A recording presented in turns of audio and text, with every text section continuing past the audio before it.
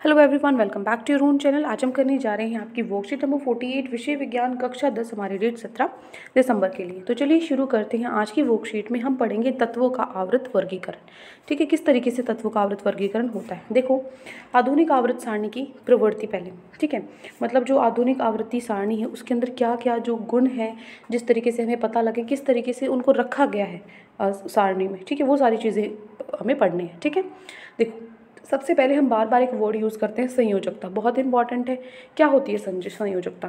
तत्व की संयोजन क्षमता को संयोजकता कहते हैं। मतलब क्या होता है, जो सबसे बाहर वाला कोश होता है ना, उसको पूरा करने के लिए जो तत्व है कितने इलेक्ट्रॉन ले रहा है या फिर कितने दे रहा है या कितनी साझा कर रहा है, शेयर कर रहा है, ठीक है, वो क्या होते हैं, उस तत्व की संयोजकता कहलाती है। ठीक है ना, जितने इलेक्ट्रॉन ले दे रहा है वो क्या होंगे, उसकी संयोजकता होगी। तो आवृत्त में बाई से दाई ओर जाने पर जो संयोजकता है 1 से 4 तक बढ़ती है, फिर 0 तक घटती है। देखो यहाँ पे आपको दिया हुआ है तीसरी आवृत्त, जिसमें सोडियम, मैग्नीशियम, एल्यूमिनियम ये सारे हैं। इसकी जो संयोजकता है पहले यहाँ पे ध्यान से देखेंगे हम, तो 1 से 4 तक बढ़ रही है और 4 के बाद फिर से घट के 0 शून्य हो जाती है। ठीक है, उसके बाद है समूह की बात हो रही है। ये तो आपकी आवृत्त की बात थी। समूह में जो संयोजकता है वो समान रहती है। ठीक है, उसके बाद है परमाणु साइज। अब देखो परमाणु साइज में, जो परमाणु साइज से परमाणु की त्रिज्या का पता चलता है। परमाणु के, एक मिनट, अब देखो साइज का कैसे पता लगता है। परमाणु के केंद्र से उसके सबसे बाहरी कोश की दूरी ही परमाणु की साइज को दर्शाती है। ठीक है, मतलब जैसे फॉर एग्जाम्पल यहाँ से मान लीजिए ये आपका केंद्र है। ठीक है, ये केंद्र है। ये शायद पेन वर्क अच्छे से नहीं करा, चलो इसमें से ही समझा देती हूँ। ठीक है, प्रॉब्लम हो रही है इसमें। चलो क्या पढ़ रहे थे हम कि आवृत्त में जब हम परमाणु के केंद्र से उसकी सबसे भारी कोश की दूरी ही परमाणु के साइज को दर्शाती है। ठीक है, न्यूक्लियस से लेके आखिर तक जहाँ पे उसके कोश हैं, ये क्या होती है, ये होती है परमाणु का साइज। तो आवृत्त में बाईं से दाईं ओर जाने पर परमाणु त्रिज्या घटती है। क्यों घटती है? क्योंकि नाभिक में आवेश के बढ़ने से यह इलेक्ट्रॉनों को नाभिक की ओर खींचता है। ठीक है, अपने अंदर खींचने की कोशिश करता है, जिसकी वजह से परमाणु का साइज घट जाता है। कौन खींचने की कोशिश करता है, किसकी बात हो रही है यहाँ पे? नाभिक की बात हो रही है।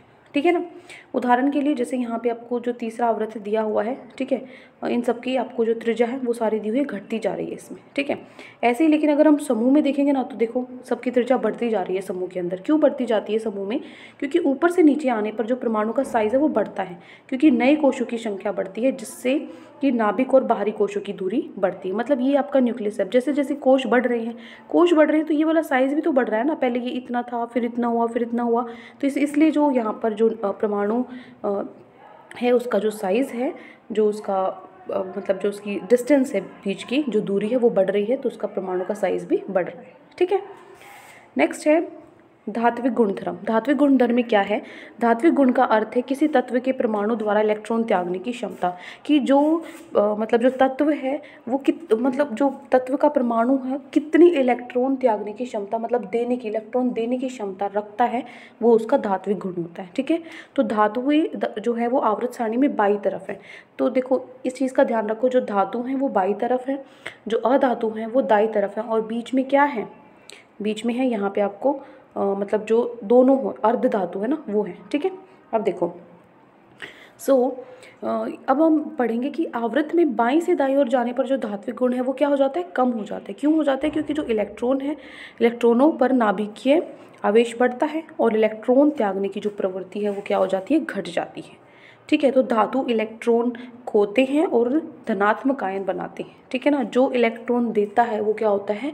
प्लस का साइन होता है, वो धनात्मक होते हैं। ये इसको इस तरीके से याद कर सकते हो कि मान लीजिए आप किसी को कोई चीज़ दे रहे हो, आप दान कर रहे हो, तो क्या होगा? आप अच्छा कर रहे हो तो प्लस। ठीक है, अच्छा कर रहे हो तो प्लस। और अगर आप कुछ किसी से ले रहे हो, उधार मान लीजिए, ठीक है, तो वो क्या हो गया? माइनस। तो जो इलेक्ट्रॉन दे रहे हैं वो प्लस हैं, धनात्मक आयन होंगे, जो ले रहे हैं वो ऋणात्मक होंगे, माइनस होंगे। इसलिए जो धातु हैं विद्युत धनात्मक तत्व कहलाते हैं। ठीक है, इस तरीके से ये तो हो गया आवृत्त में। अब समूह की बात की जाए तो समूह में ऊपर से नीचे आने पर धात्विक गुण बढ़ता है, क्योंकि संयोजी इलेक्ट्रॉनों पर नाभिकीय आवेश घटता है और बाहरी इलेक्ट्रॉन सुगमतापूर्वक निकल जाते हैं। ठीक है, अब आता है अधात्विक गुणधर्म। अधात्विक गुणधर्म में देखें, अधातुएं विद्युत ऋणात्मक होती हैं क्योंकि उनमें इलेक्ट्रॉन ग्रहण कर आबंध बनाने की प्रवृत्ति होती है। अधातुएं अवृत सारणी में दाईं ओर पाई जाती हैं। अभी मैंने बताया था बाईं ओर दाईं ओर, ठीक है। यहाँ पे धातु, यहाँ पे अधातु, यहाँ पे उपधातु या फिर अर्धधातु होती है, ठीक है। तो आवर्त में जब हम बाईं से दाईं ओर जाने पर अधात्विक गुण बढ़ता है क्योंकि जो प्रभावी नाभिकीय आवेश है बढ़ने के कारण इलेक्ट्रॉन ग्रहण करने की प्रवृत्ति बढ़ जाती है, ठीक है। तो समूह में ऊपर से नीचे आने पर अधात्विक गुण कम होता जाता है क्योंकि प्रभावी नाभिकीय आवेश कम हो जाता है, जिससे इलेक्ट्रॉन ग्रहण करने की क्षमता कम हो जाती है, ठीक है।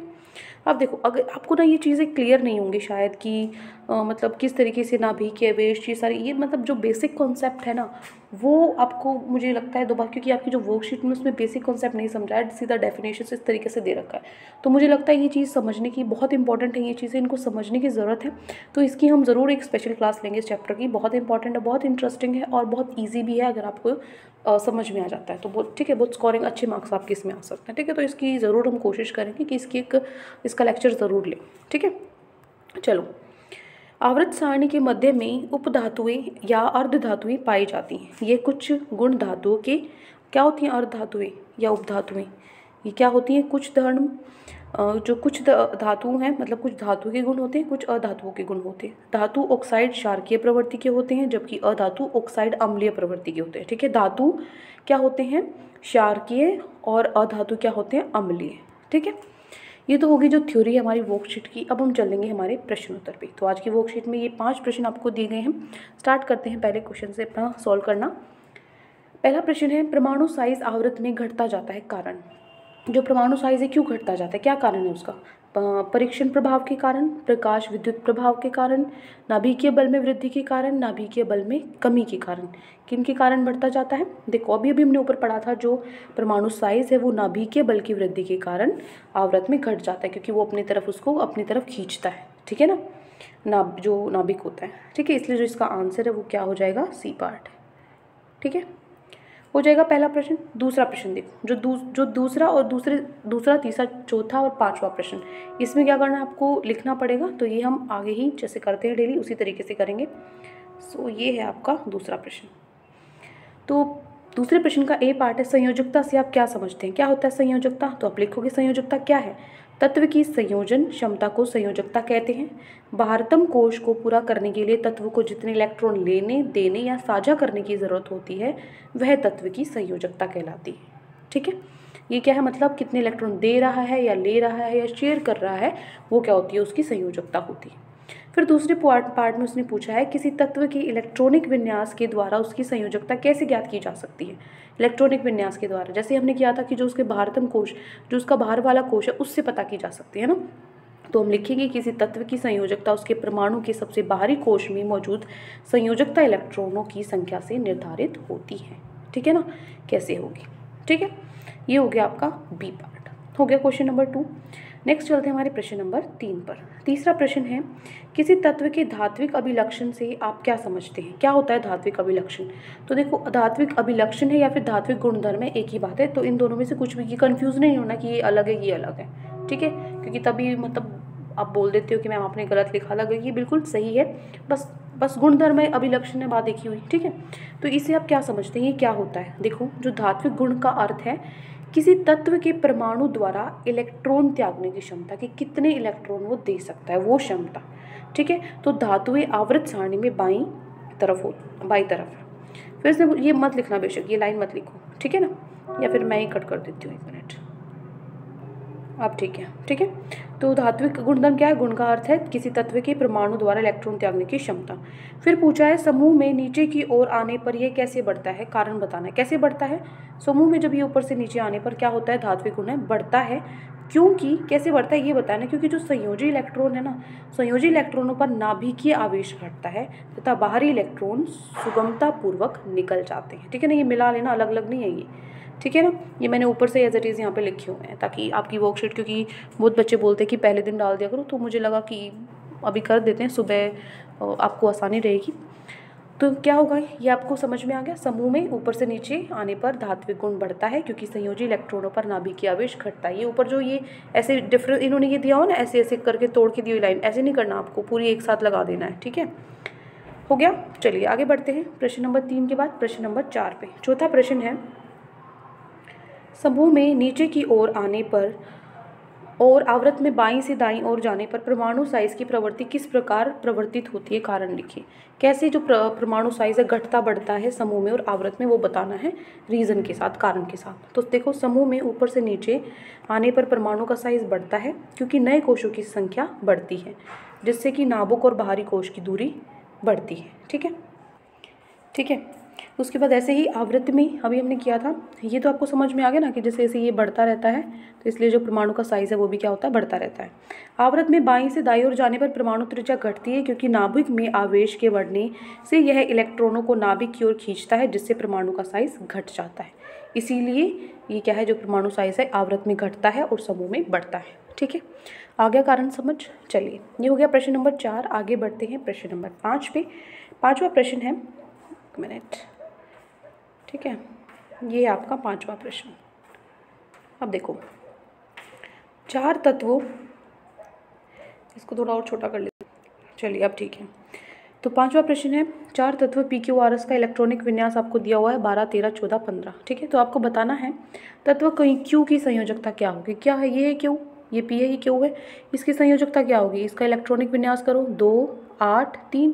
तो जो आखिरी कोश में होता है वो क्या होती है, उसकी संयोजकता होती है। तो कितनी होगी Q की संयोजकता, 3।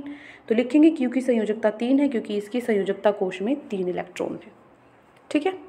ये हो गया आपका प्रश्न नंबर 5 का ए पार्ट। बी पार्ट है, इन तत्वों को धातुओं व अधातुओं में वर्गीकृत कीजिए, ठीक है। तत्व P, Q क्या है, धातु है। कैसे पता लगा, क्योंकि इसके जो बाहरतम कोश है, बाहर वाले कोश है, उसमें 2 और 3 इलेक्ट्रॉन है। तो ये क्या है, सकारात्मक चार्ज आयन होते हैं, 4 से कम है ये इलेक्ट्रॉन देंगे तो पॉजिटिव है, ठीक है ना। सकारात्मक लिख लो या फिर आप लिख सकते हो कि धनात्मक आप लिख सकते हो, ठीक है, चार्ज आयन है।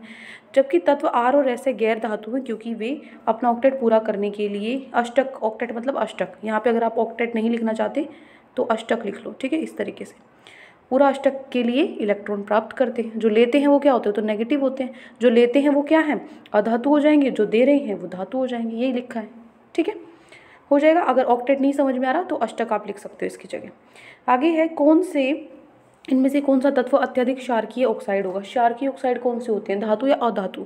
अभी अब हमने किया था, जो धातु होते हैं क्षारकीय होते हैं और जो अधातु होते हैं वो क्या होते हैं, अम्लीय होते हैं, ठीक है। तो धातु कौन से, P और Q है, तो P और Q ही क्या होंगे, ऑक्साइड बनाएंगे क्योंकि ये धातु है, ठीक है। सो ये मूल भी हटा दो अगर हटाना है तो, ठीक है ना। अब ठीक है, ठीक है, यहाँ पे मैंने अष्टक कर दिया और यहाँ से मूल हटा दिया है, ठीक है। वैसे अब ये मत कहना मैं हमारा गलत हो गया, आपने कटिंग करा दी, वो भी ठीक है, अगर आप उसको कोई दिक्कत नहीं है, ठीक है ना। अगर वो लिख दिया तो लिख दिया, कोई प्रॉब्लम नहीं है। ये हो गया आपका प्रश्न नंबर 5। तो ये 5 प्रश्न आज आपकी वर्कशीट में दिए गए थे। आई होप आपको अच्छे से समझ में आ गया है। कोई भी डाउट है किसी भी क्वेश्चन में तो कमेंट सेक्शन में आप मुझसे पूछ सकते हैं। और अगर आपको लेक्चर अच्छा लगे तो चैनल को सब्सक्राइब कर सकते हैं, वीडियो को लाइक कर सकते हैं। आज के लिए इतना ही, मिलते हैं नेक्स्ट वीडियो में। Till then take care, bye bye.